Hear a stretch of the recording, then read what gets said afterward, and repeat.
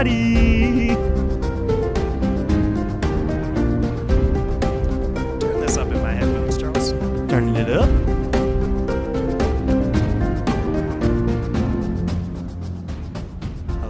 Hello, everybody, one and all. Welcome to yet another very exciting episode of the Friends Talking Fantasy podcast. My name is Charles, and with me today, as always, is my lifelong friend and co-host, Dylan.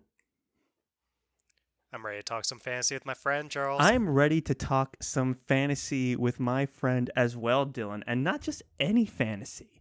Today, we are bringing up one of the hugest moments in fantasy of the past decade, and that is the cultural phenomena and the the love-hate cultural phenomena that is the TV show Game of Thrones.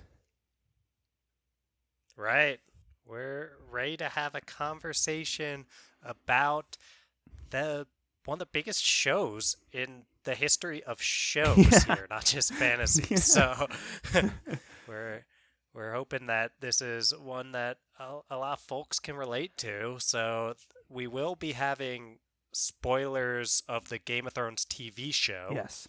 Through Yes. the entire The whole 8-season show, run. every season, Yeah. we're talking about the big moments, the controversial moments. So if you have not finished Game of Thrones and you don't want it spoiled for you, check back again after you've watched the show. And that's something we're going to talk about right now. We're going to kind of frame our opinions, our thoughts on the series as it developed, but ultimately we are here to answer the question, are we ready to love Game of Thrones again? The show ended in 2019 and just over a year ago now, and it left a melancholy tone amongst most of its fans, and we'll get to that. But the point is, I think the popular consensus was disappointment with season 8. I think a lot of the wind was taken out of the sails in the fandom, and and are we ready to bring back that love that we had season 1 through 3 of Game of Thrones? Right. The way I see this conversation and want to frame it, Charles, is that, look, you and I were as disappointed as the next person when it came to season 8 and just in general the end of Game of Thrones, the TV show. Yes. And that being said, we've had some time now and we've been able to sit back. We've read a lot of fantasy and enjoyed a lot of fantasy content since then, you and I, Charles. That's right. And we now hopefully have some space. And, there's conversations that have been had all over the internet and elsewhere out there in the real world, and that have talked about how disappointing season 8 was, why season 8 was disappointing, who have tried to flesh out everything that went wrong. And there's not really anything that Charles and I would be able to say here that hasn't already been said about that. Very true. So we're saying, what's the next step from here now that we've all accepted and acknowledged that stuff about season 8 and some of the aspects of the end being disappointed? And we're saying, okay, have we had enough time now to look back at this cultural phenomenon and say, hey, there were a lot of great things about this that are worthwhile. So we're going to step back and try to evaluate where are we at with Game of Thrones right now. I think that is very well said. That's exactly why we're here today. So let's start that looking back process. Dylan, I want you to close your eyes for a moment and take yourself back to circa 2011. And I'm right there, Charles. And it's 2011. We are a year out of high school. The world is our oyster. We're thrown out there, full of possibilities. And what happens? Two things happen. The first is Game of Thrones season 1, episode 1 hits the airwaves, and A Dance with Dragons arrives on the shelves. Now, Dance with Dragons is the most recent Song of Ice and Fire book. This was the last Song of Ice and Fire book to be published, and now it's been 9 years, and we're still holding out for Winds of Winter, and that's fine. But at the time, HBO airs Game of Thrones Season 1, and Dances with Dragons, the 5th book, hits the shelves, and they're pretty much doing a one-for-one of like, okay, Season 1 is Book 1, Game of Thrones. Season 2 follows right afterwards with Clash of Kings. And you're getting pretty much a pretty faithful adaptation, I would say. You know, a lot of the lines, that dialogue come right out of George's prose. And I think that's Right. what caused the show early on to just propel in popularity and make its way into popular culture. That did, Charles. There's all sorts of lines that you can grab from, especially that first season, that were just dialogue in A Game of Thrones, the book. And as many have noted, a lot of the strongest dialogue in the show's history was taken pretty closely from the book series. Absolutely. And I think what helped it kind of go from outside of fantasy fans or Song of Ice and Fire fans and into just popular culture are these amazing characterizations that were partnered with the high production value, the exciting violence, For sure. and also just the showrunners Benioff and Weiss like masterfully translating book 1 and adapting it to like a HBO cable show. And this was at a time people were telling people, "Hey, you got to check out this show. It's a fantasy show with like really amazing characters and there's like cool violence and action and all this other stuff. You should watch it." And that word of mouth spread, and that gets us to season. And then, of course, obviously, some crazy things happen in the plotting. Season 1, main character Ned gets some, peace Ned, and that was, I think, a jaw-dropping moment for a lot of people. Yeah. And it's like, this is not what we were expecting out of a story like this. And I think it just got everyone hooked. It's like this show could be anything, go anywhere. And when the twists are jaw-dropping, that's the kind of stuff you remember. And that blew my mind when I watched that for the first time. That blew my mind as well, Charles. And that's one of the things that will always stick with me when I'm trying to think about, hey, what are the things that I might still be taking away from the Game of Thrones show that I'm able to love despite some of these disappointments that came later, are that in the second to last episode of season 1, they freaking killed off a main character. And obviously it happens in the book, but as a TV show, it totally changed my understanding. So I saw the show before I'd ever read the books. Me too, with season 1. And it totally, yeah. So it totally changed my understanding of what TV can be in general, where I was like, wait, you can just kill the main character? And in some ways, Charles, that raised the stakes for me, not just in Game of Thrones, but in other TV shows that I was watching. It made me enjoy other TV shows more because I no longer had that sense of like, well, they can never kill the main character because a show had Exactly. done that. And for me, it was like, okay, they cast Sean Bean, who was in Lord of the Rings, and they're like, hey, you Lord of the Rings fans, check this out. So I was like, yes, I'm in. And it's like, oh, he's the main character. He's rooted in this plot. Like all these characters, like he's in the middle of all of it. And then he's just gone in a scene that's so well set up. It's so like suspenseful. You still don't buy into it. Even when the episode ends, you're like having a hard time believing it. And I think it was that moment that really kicked off my passion for modern fantasy. And I watched that live. The next episode hadn't been released yet, and I was like, oh my god, what is this? And I remember that season ending and just buying the like book set. Dances with Dragons just came out, and I read all of them straight through. It was like that. It had that much of a hook in me. So starting off so strong, and I'd say if it wasn't for that, who knows, there may not have been a Friends Talking Fantasy podcast. There's almost definitely not a Friends Talking Fantasy podcast, if not for, I mean, the Game of Thrones show in general, because this catalyzed my interest in fantasy pretty Right. much. I was like a lot of fans tuning into a TV show at this point, and when I thought of fantasy, I thought of, Lord of the Rings and some of these other things that aren't exactly modern fantasy. It is funny thinking that this was 2011, and the Blade itself, which we're buddy reading right now as we record, actually came out in 2006. So obviously in the novel sphere, Right. there were lots of modern fantasy like things going on that subvert what we typically expect from the fantasy genre. But I feel like the show brought that to the world in a way To a that much wider it hadn't, audience. yeah, Yeah. to a much wider audience in a way that they hadn't seen before if they weren't in the smaller community that we now consider ourselves a part of people who read fantasy novels that are coming out contemporaneously.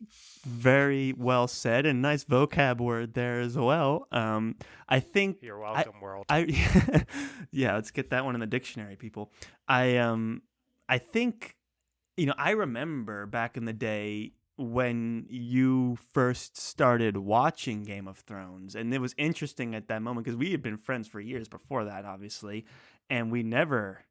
If you can imagine us getting together and not talking about fantasy, I know it's hard to think of, but it was like that for 10 years. And then all of a sudden Game of Thrones comes out, and I remember you were watching it, and it was like a switch flipped, and like we were talking about Game of Thrones all the time. And then we started like, hey, you were like, hey, check out Joe Abercrombie, and then we're talking about that, and that was the groundwork for this whole new world that both of us were able to kind of feed into each other's like interests in fantasy, and it was all from this original passion of watching this Game of Thrones TV show. So super super impactful, amazing moments in TV history and in fantasy history, and that's in those And first in couple Friends Talking Fantasy and in Friends Talking history. Fantasies. And what other histories do you need after that? None. That's it.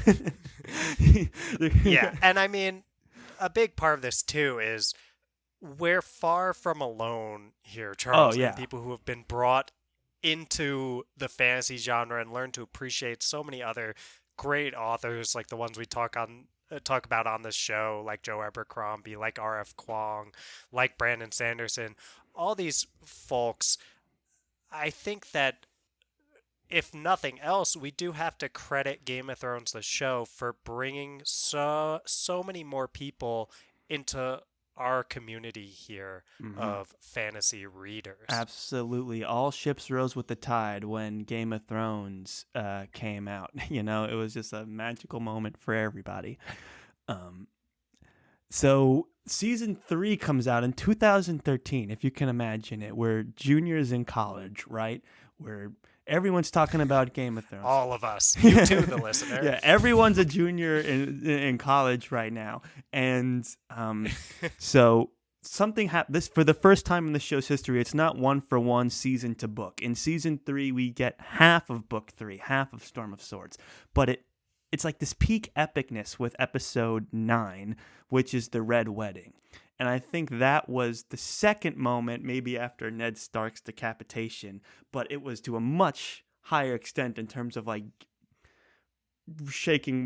making waves in pop culture. It's like people are like, whoa, what is this? It's such a dramatic moment. It's like almost a traumatizing moment, but it's so expertly done, and the plotting by George was so amazing. You never see it coming, and even after you watch the main character get beheaded, he still manages to surprise you and shock you, and that was just like, so to have those in the same show, you have the Ned Stark beheading and the Red Wedding in the same flippin' show, like amazing, absolutely amazing. And I think it's the end of season 3 that we are at peak Game of Thrones content here, golden age.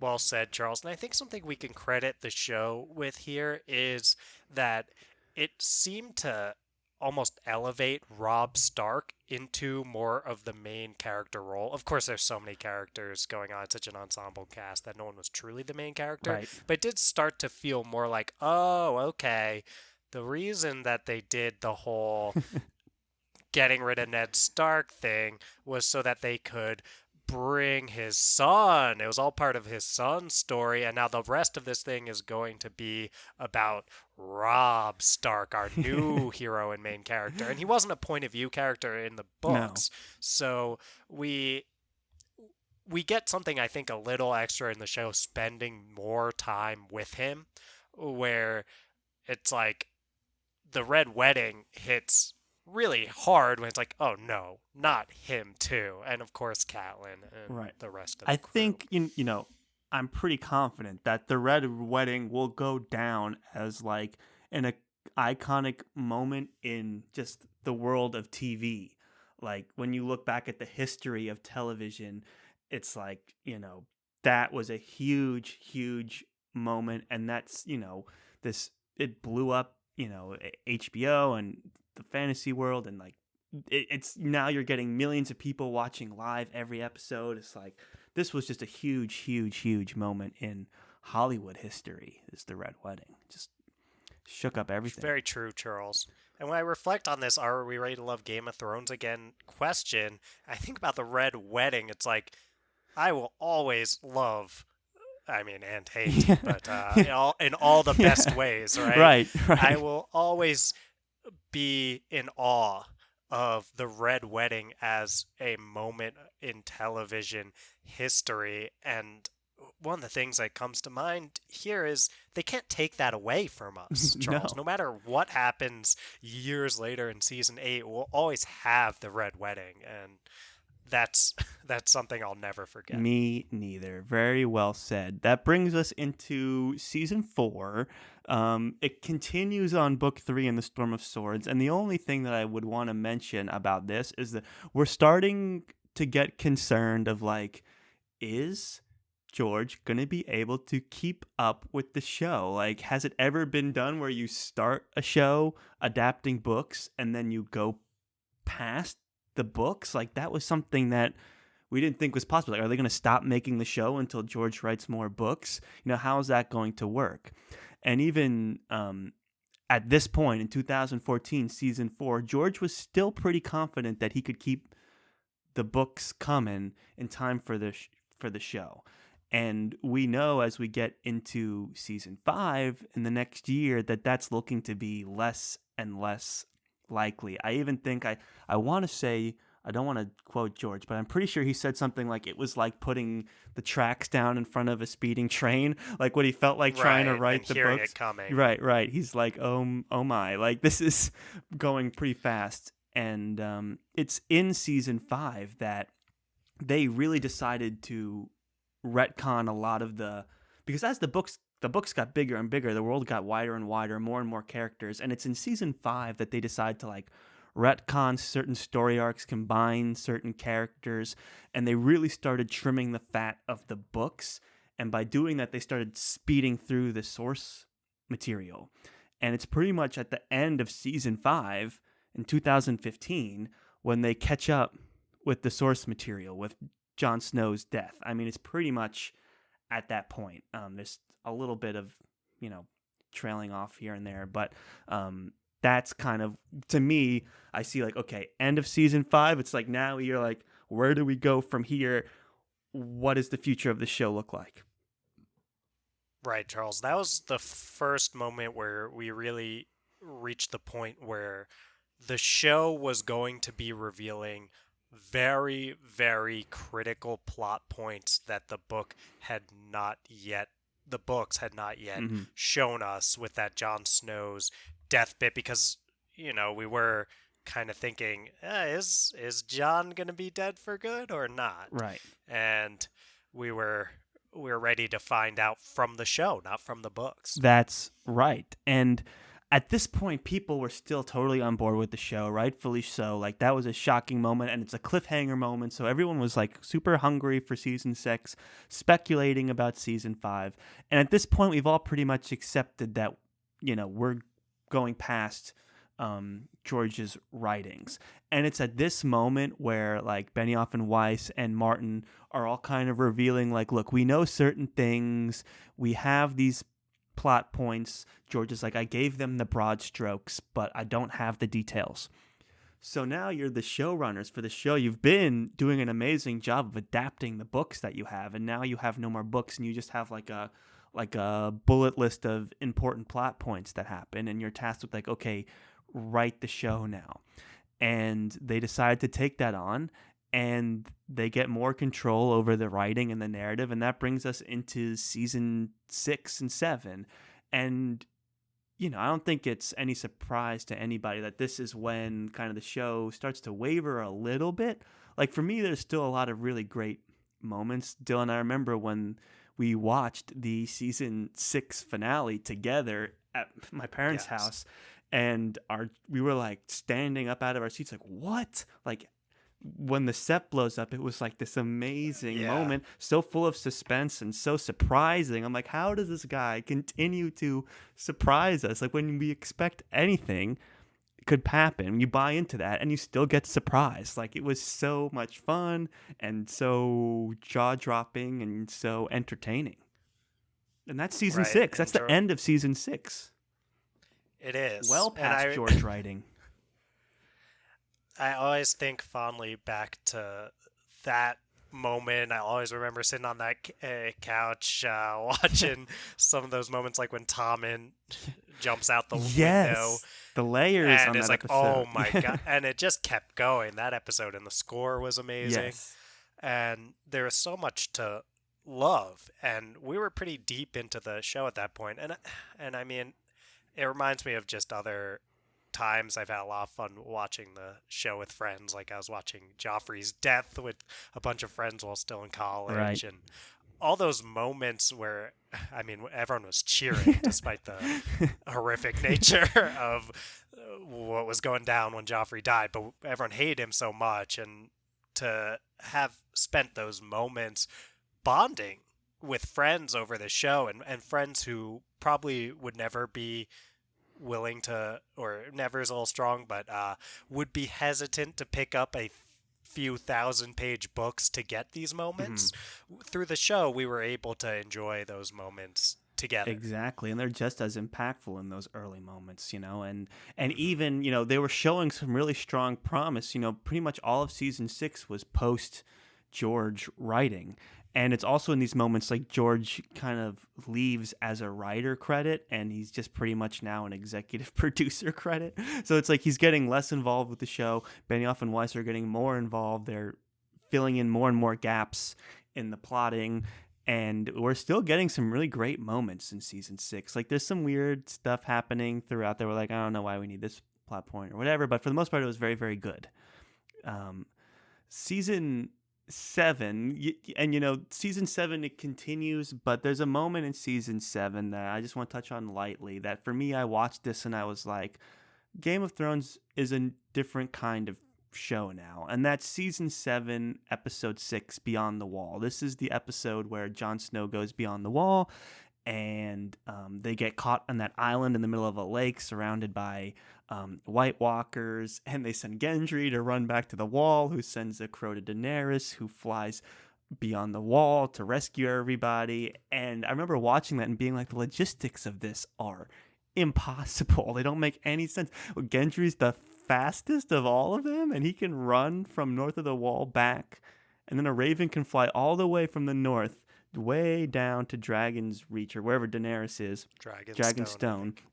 And then she can fly all the way back to the wall, and they're just all chilling in the lake, and all the White Walkers are just waiting, and then they just arbitrarily decide to march into the lake and attack them, and then that's when Daenerys swoops in, and like the effects, like the production value of that episode is absolutely amazing. You get things like White Walker polar bears attacks and things like that, which is like, okay, neat, cool. But you started to see the original things of what made the show, like the intricate plotting and logistical moments of the show, start to wear away. And I think that's just a result of the pressure of appealing to a the country and the world at this point. It's like you have a lot more eyes on you now than you did in seasons 1 through 3, and you're focusing more on the spectacular production than you are worrying about the trenches of the logistics of how fast Gendry can run and a crow can fly and all that. And I understand that, but to me, I watched that episode and I was like, the show is changing. It's changing. That was kind of a turning point for me. Right. And I remember having conversations with folks after that episode that varied a lot. It was a really divisive episode, I feel like, where you and I had, I'm sure we could dig up some pretty long text For sure. exchanges. And if you want to see those, tweet at us at the FDF Podcast 1 or something. And if we get a little bit of a demand for it, maybe I'll try to dig up Oh Charles and God. I Oh talking God. I don't about this know show. if 2000 like 16, 17 Charles was up for that task of being exposed, but Well, I'll look. I mean, I might not even be able to find the text, right. but tweet at us if you're interested, and maybe I'll be able to at least look to dig those up. And anyway, point being, you and I were being the nerds that we are, and talking about how the logistics of a raven flying from the north of Wall to Dragonstone and blah blah blah blah didn't make sense. And I'd also had conversations with folks who have another totally valid way of watching the For show, sure. but different from us, which was like, hey, I was basically saying all this to them, and they said to me, hey, I get what you're saying, but when I watch Game of Thrones, I just want to turn my brain off and watch dragons and White Walkers and all this kind of stuff. Exactly. And in fact, that was for them one of their favorite episodes. This point, Exactly. and that's that's I think that's the okay. decision Benioff and Weiss made. They're like, look, we're getting 14 million plus people tuning in live when the episode airs. That's a lot of pressure to deliver.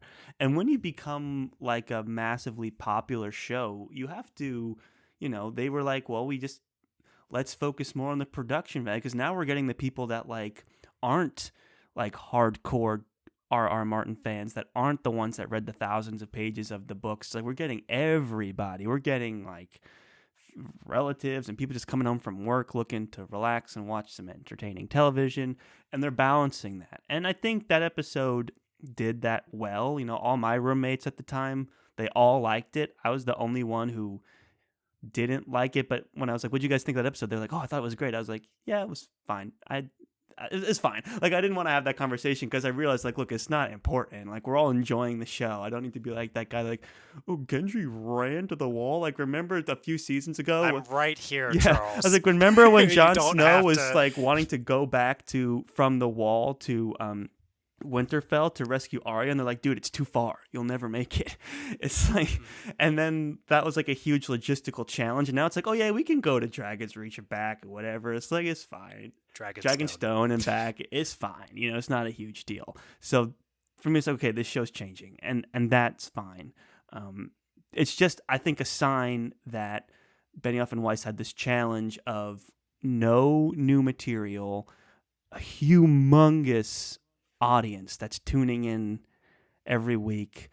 Plus, they were already at this point entertaining ideas for their next project. They were getting all these exciting offers because Game of Thrones at this point is a huge cultural phenomenon. Everyone's knocking at their door. Oh, make Star Wars for me. Oh, come to Netflix. So they're fielding offers and they're seeing what's out there, and they're like, you know what? Let's make a fun show and let's kind of get through it. And that's what brings us to season 8. They announced they're taking a year off, and they're taking 2 years to film less episodes, but they're going to be longer, and it's going to bring everything home. And at this point, all that time waiting, everyone's speculating what's going to happen. We had countless hours discussing in these 2 years, like, what could possibly happen. And we were both very excited.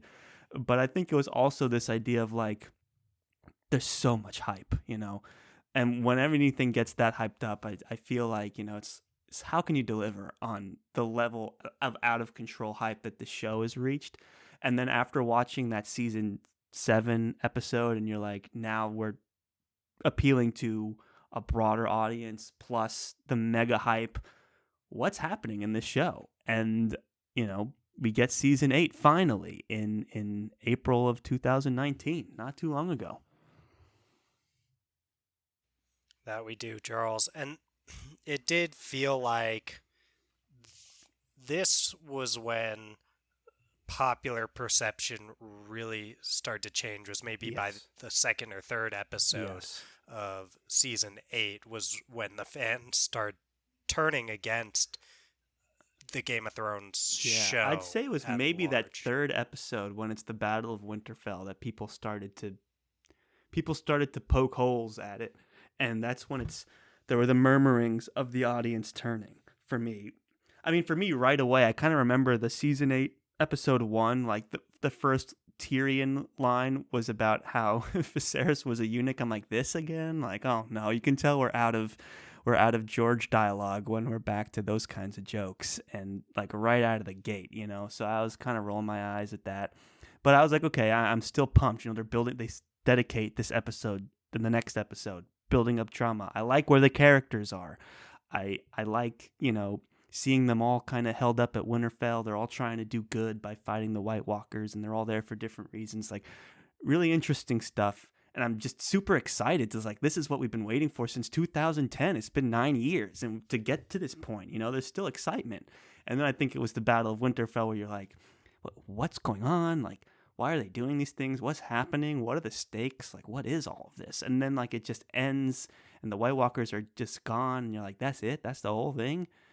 And so I think that's the beginning of this turning point that we've seen with the fan base.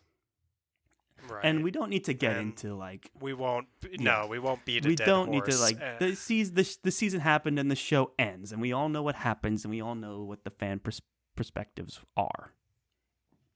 So now that we've reviewed pretty much the whole process of the show here, Yeah. season by season, Charles, I think it's time for us to reflect on our main questions here.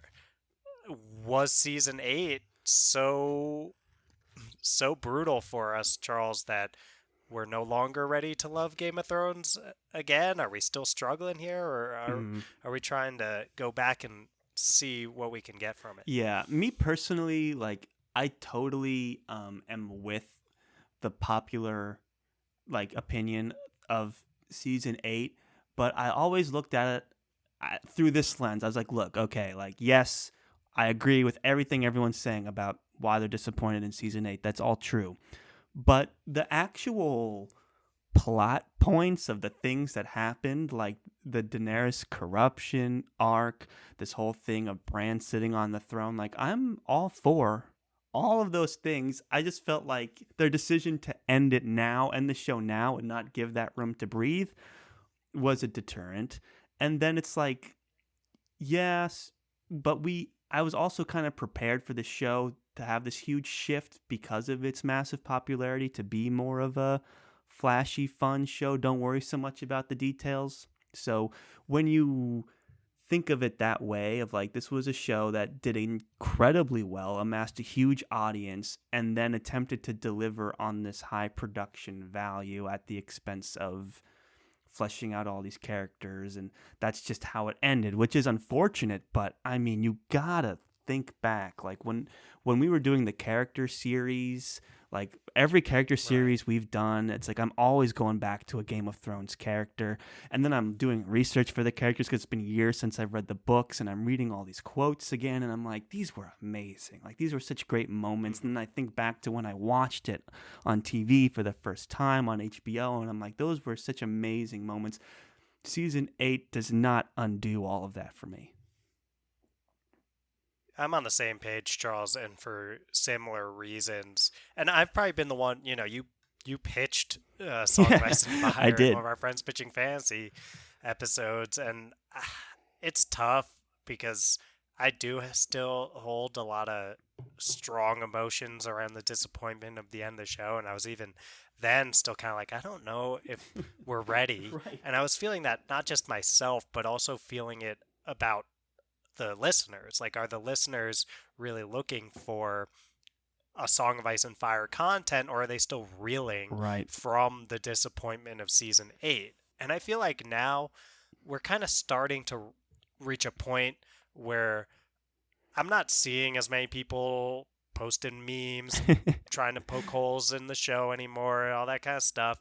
We're kind of past it. It's been a while. Just over a year. I think, yeah, and I think this is kind of the precipice of maybe this is a great time for us to start thinking about how we can find all of these great moments still worthwhile, Yeah. despite all of the flaws of the later seasons, and despite the fact that like we do still feel some of that disappointment. So I'm kind of feeling like I'm I'm just getting there, Charles. I'm just Right. starting right now Right. to get to a point where I'd be ready to potentially love Game of Thrones again. Right. I think we need a little more time for the show to go from reacting to season 8 to the legacy of Game of Thrones. And I think when we start thinking of Game of Thrones as a legacy, that it did stuff for television that changed the game. I think it was a huge part of bringing people Right.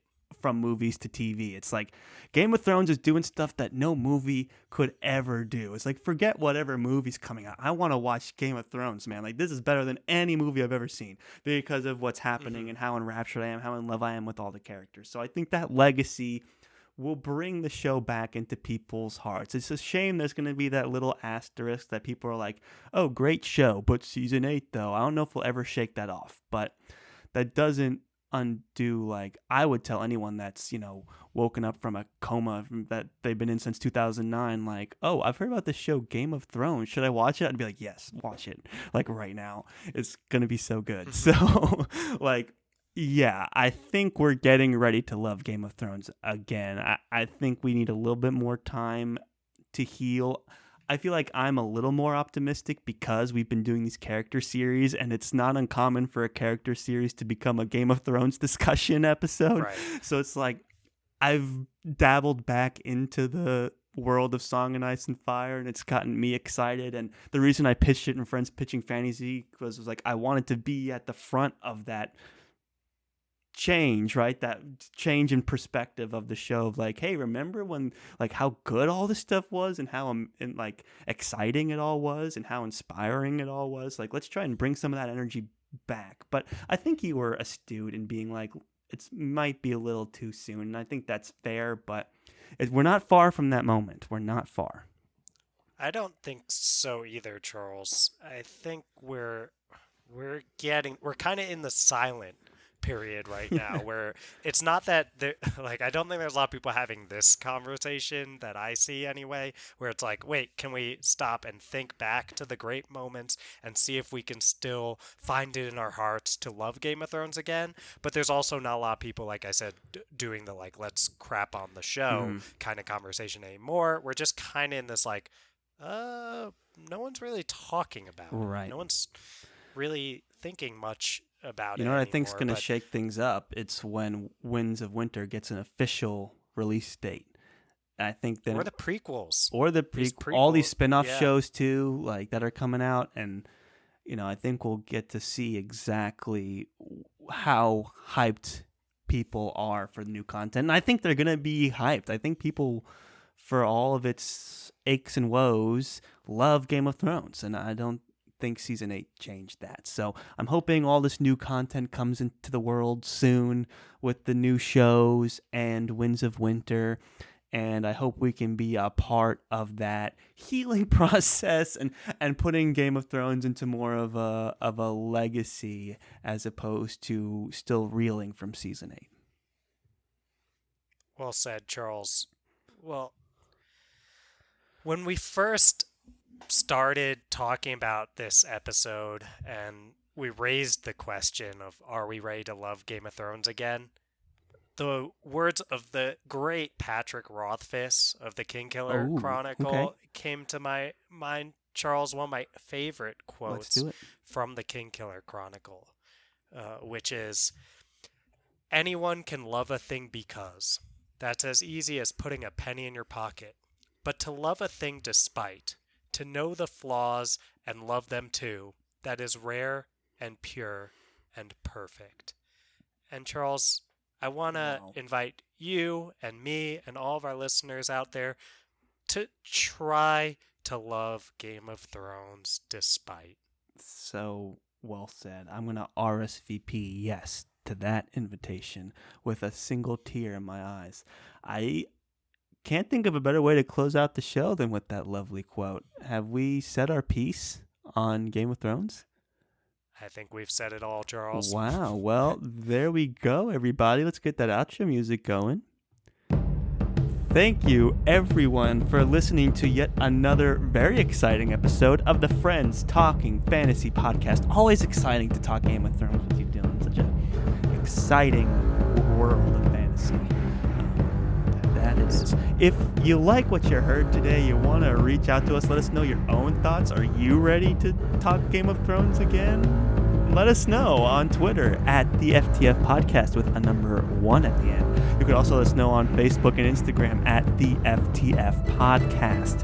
You could also shoot us an email at theftfpodcast@gmail.com. Now, Dylan, I gotta ask you, if there's a fan out there who's listening on Apple Podcasts and they like the show and they want to show their support, what can they do?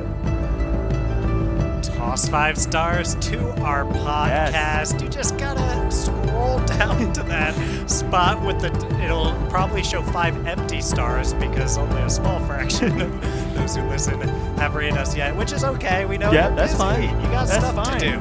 You just gotta click those 5 stars. You can also write a review. That would be even better. But like we said, look, you got stuff to do. If you just throw 5 stars our way, we'll love you. Or just listen. Yeah, love you just anyway. Listening is more than enough. The 5 stars is great too. The review is ultimate. We love you forever. So thank you so much for listening. Consider all those options we laid out before you. And as always, friends, go forth and conquer, friends.